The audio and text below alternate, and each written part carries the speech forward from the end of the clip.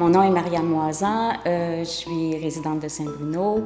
J'ai une pratique artistique depuis assez longtemps. J'ai fait mes études en arts visuels à l'UQAM, puis ensuite j'ai enseigné une trentaine d'années dans le milieu scolaire, là, au secondaire, puis avec des jeunes décrocheurs et ainsi de suite.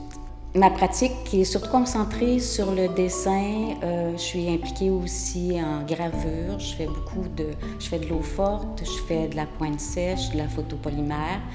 Mais je m'intéresse beaucoup au travail manuel. Alors, j'ai beaucoup d'intérêt pour aussi la céramique et les fibres textiles.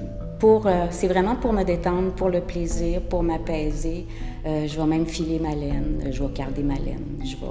Puis j'aime beaucoup la matière de la terre, manipuler la terre. Moi, je trouve ça très apaisant, puis même en même temps très fascinant, tous les petits objets, les cocons, les coquillages, les œufs.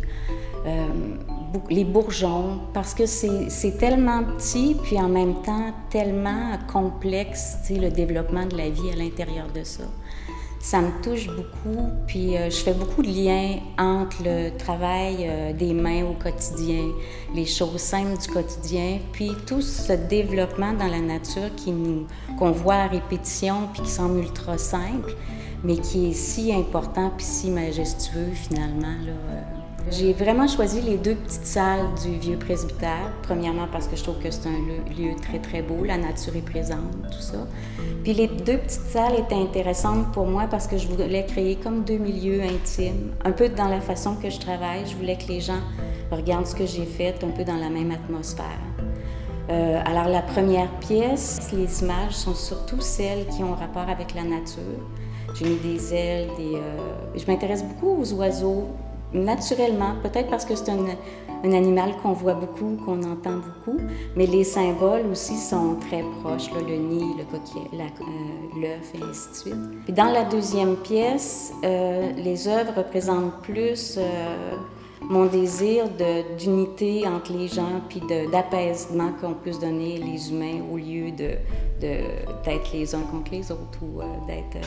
Alors c'est beaucoup être ensemble. Puis en même temps, je fais toujours des parallèles avec mes éléments animaux ou végétaux parce que je trouve qu'on fait partie d'un tout. On n'est pas séparés de ce qui se passe dans la vie.